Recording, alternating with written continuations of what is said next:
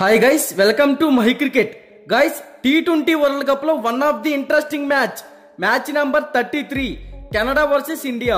ఈ రెండు టీమ్స్ మధ్య ఈ మ్యాచ్ జూన్ 15వ తారీఖు రాత్రి 8 గంటలకు central Broward regional park stadium ఫ్లోరిడాలో జరగబోతుంది. ఫ్లోరిడా స్టేడియం పిచ్ రిపోర్ట్స్ గురించి మాట్లాడుకుంటే ఈ పిచ్ అనేది బ్యాటింగ్ కి ఫ్రెండ్లీ పిచ్. ఈ వెన్యూలో ఇప్పటి వరకు టోటల్ గా 16 మ్యాచెస్ జరిగాయి. అందులో ఫస్ట్ బ్యాటింగ్ చేసిన టీం 56% విన్ అయింది, సెకండ్ బ్యాటింగ్ చేసిన టీం 31% విన్ అయింది. సో ఈ వెన్యూలో టాస్ గెలిచిన టీం ముందుగా బ్యాటింగ్ ఎంచుకుంటేనే విన్ అయ్యే ఛాన్సెస్ ఎక్కువగా ఉంటాయని చెప్పుకోవచ్చు. ఇక్కడ average first batting score 165 runs, average second batting score 129 runs. అలాగే ఈ వెన్యూలో పేసర్ స్పిన్ బౌలింగ్ గురించి మాట్లాడుకుంటే లాస్ట్ 10 మ్యాచెస్ లో పేస్ బౌలింగ్ కి 64 వికెట్స్ పడ్డాయి, స్పిన్ బౌలింగ్ కి 54 వికెట్స్ పడ్డాయి. ఆల్మోస్ట్ ఈ పిచ్ అనేది పేస్ బౌలింగ్ కే కొంచెం అడ్వాంటేజ్ గా ఉంటుందనే చెప్పుకోవచ్చు. అలాగే మ్యాచ్ టైంలో ఈ వెన్యూలో వెదర్ రిపోర్ట్స్ చూసుకుంటే 91% వర్షం పడే అవకాశాలు ఎక్కువగా కనపడుతున్నాయి. ఇక బోత్ టీమ్స్ మధ్య ఇప్పటి వరకు ఒక్క మ్యాచ్ కూడా జరగలేదు. ఇదే బోత్ టీమ్స్ కి మొట్టమొదటి మ్యాచ్. మరి ఈ మ్యాచ్ లో బోత్ టీమ్స్ ఎలాంటి పర్ఫార్మెన్స్ ఇస్తాయో చూడాలి. అలాగే బోత్ టీమ్స్ గురించి మాట్లాడుకుంటే కెనడా టీం కెప్టెన్ గా సాద్ బిన్ జఫర్ అయితే నాయకత్వం వహిస్తున్నాడు.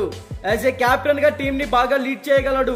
ఎక్సలెంట్ ఆల్ రౌండర్ అయినప్పటికీ అంత పర్ఫార్మెన్స్ అయితే చేయలేకపోతున్నాడు. ఇక ఈ టీం టాప్ ఆర్డర్ లో అరోన్ జాన్సన్, నవనీత్ దలివాల్, పర్గత్ సింగ్ ముగ్గురు కూడా మంచి హిట్టర్సే. మిడిల్ ఓవర్స్ లో చూసుకుంటే Nicholas Kirton, Shreyas Movva, Ravinder Pal Singh, captain Saad bin Zafar అయితే ఉన్నారు. బౌలింగ్ సైడ్ చూసుకుంటే Kaleem Sana, Dillon Heyliger, Siddiqui, Jeremy Gordon. Overall గా ఈ టీం బ్యాటింగ్ పరంగా బౌలింగ్ పరంగా పర్లేదనే చెప్పుకోవచ్చు. ఇక ఇండియన్ టీం గురించి మాట్లాడుకుంటే ఇండియన్ టీం కెప్టెన్ గా రోహిత్ శర్మ అయితే నాయకత్వం వహిస్తున్నాడు. యాజ్ ఏ కెప్టెన్ గా టీం ని బాగా లీడ్ చేస్తున్నాడు.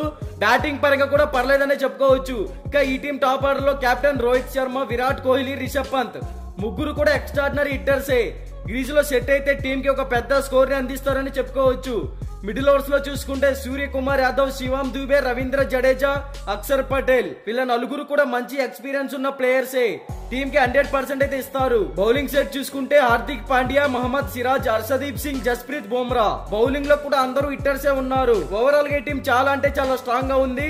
మరి ఈ రెండు టీమ్స్ లో కెనడా టీం కంబ్యాక్ ఏమైనా ఇచ్చి విజయం సాధిస్తుందా లేదా మరలా టీమిండియానే తమ ఖాతాలో మరో విక్టరీ వేసుకుంటుందో లేదో చూడాలి. నా ఒపీనియన్ అయితే మరలా టీమిండియానే విజయం సాధిస్తుంది.